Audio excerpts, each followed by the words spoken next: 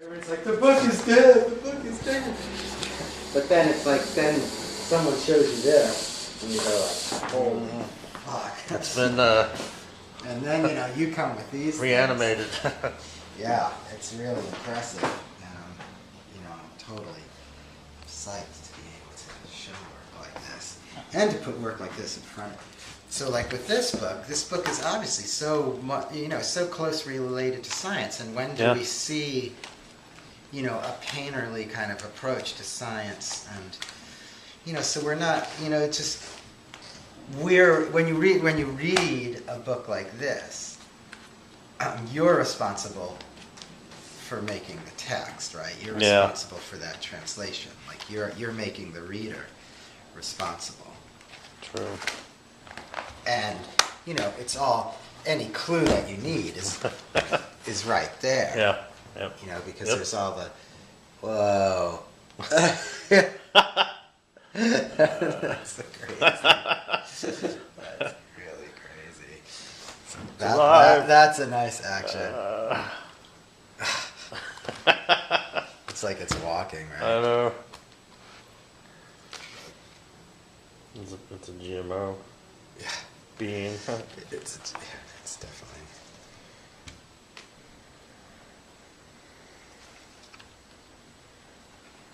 There's some of that kind of.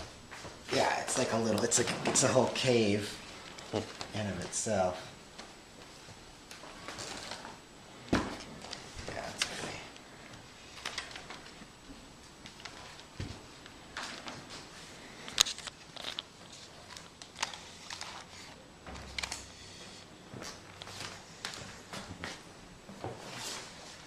Pretty amazing to say. What's interesting, you know, the choice to make it trapezoidal is interesting because if it wasn't, it wouldn't be standing up like this. That's right? true. Because you're. That's true. I didn't think about that. If it was totally horizontal, you know, if it was a typical page, I think there wouldn't be enough tension to keep it. No. Upright. Yeah, because it's. So now you've got, you're like pouring the tension back into the center of gravity of the book there, which is, that in itself is kind of nuts right there, sculpturally.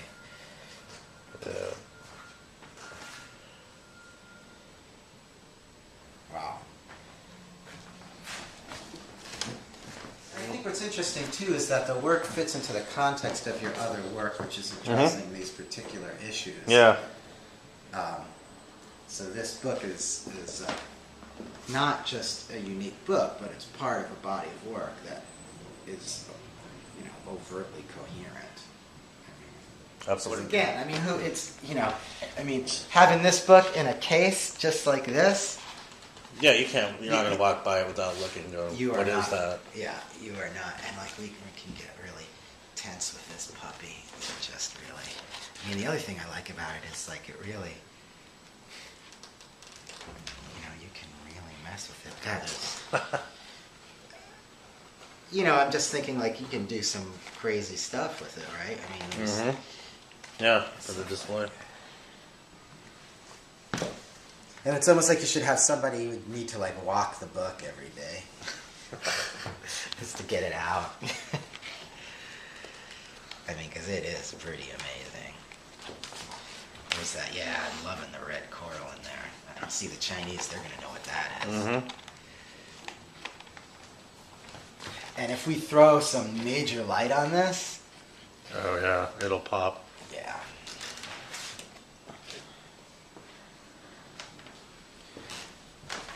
Yeah, it's pretty amazing.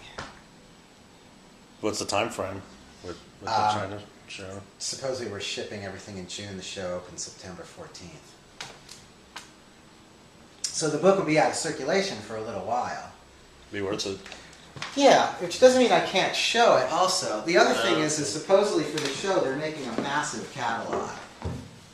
So Wow. if you're in the show and Put you're me in on this the catalog, map. you're kind of a little bit in the history of it. Like we'll have like almost what I think are some of the most important late 20th and early 21st century artists working in the book form. We're going all the way down to Charles Gatewood, Dana Smiths, Fred Wren from San Francisco, a bunch of folks from Asia, a bunch of folks from New York, a bunch of folks from all over the place, Germany, England, a really major range, big range of stuff. Wow. So this guy's in the show. Organic has one piece in the show.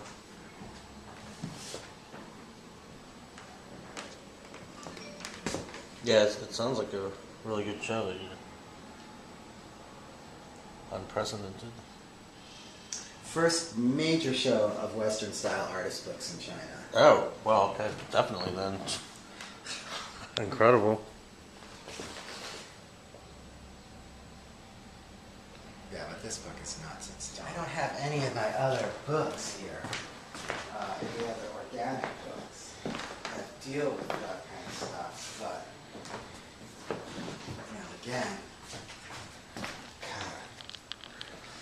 so this just fulfills so many sculptural requisites, but still, in my eye, still functions as a codex. Like it's so obvious that all these images are related.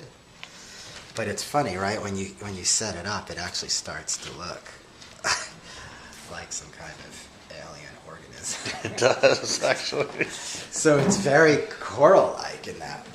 And I was like, just thinking about that, how you would display this thing. It could really be like, if you don't mind me. No, I don't mind. It's pretty durable.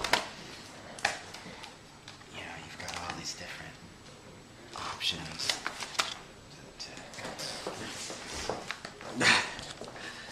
And this I love, the action. Yeah, I know. It opens itself. Like a snail, right?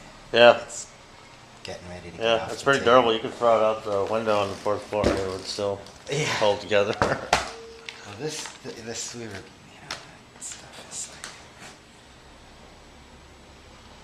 like, I mean, how many, it's like it's alive. Yeah, it is. It's a GMO living book. Yeah, it's really amazing. Even that pacing, like it's just really going to take its time. It's really crazy.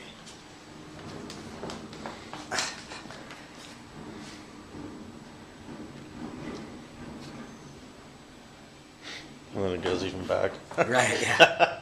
It'll decide which way it's going.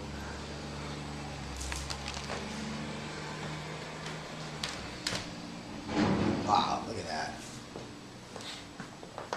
So you got these, so you can set up these interesting situations with the images. People are like, why is that book moving?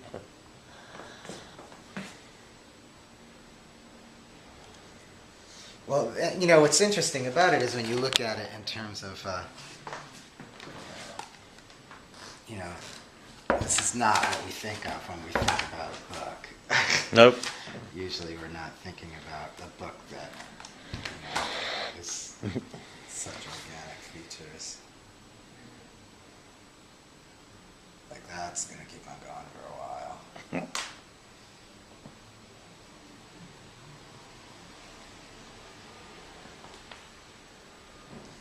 I think a place that might, you know, it's always hard to tell when stuff gets this weird. People either like it or they don't like it, or that it's like whether they like it or it's just too much for them to imagine. Archive. Wow, better.